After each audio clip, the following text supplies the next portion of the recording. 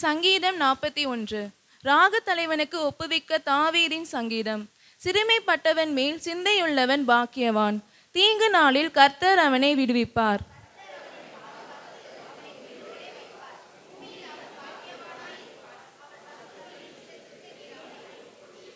படுக்கையின் மேல் வியாதியாய் கிடக்கிற அவனை கர்த்தர் தாங்குவார். அவனுடைய வியாதியிலே அவன் படுக்கை முழுவதையும் மாற்றி போடுவீர்.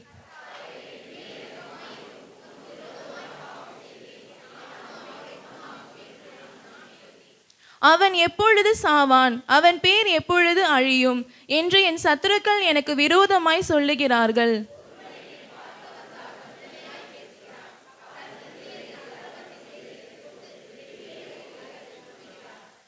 என் பகைஞர் எல்லாரும் என் மேல் ஏகமாய் முணுமுணுத்து எனக்கு விரோதமாயிருந்து எனக்கு பொல்லாங்கு நினைத்து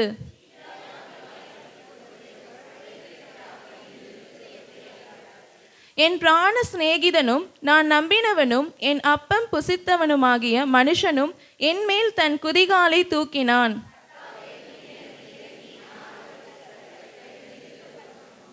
என் சத்துரு என் மேல் ஜெயங்கொள்ளாததினால் நீர் என் மேல் பிரியமாயிருக்கிறீர் என்று அறிவேன்.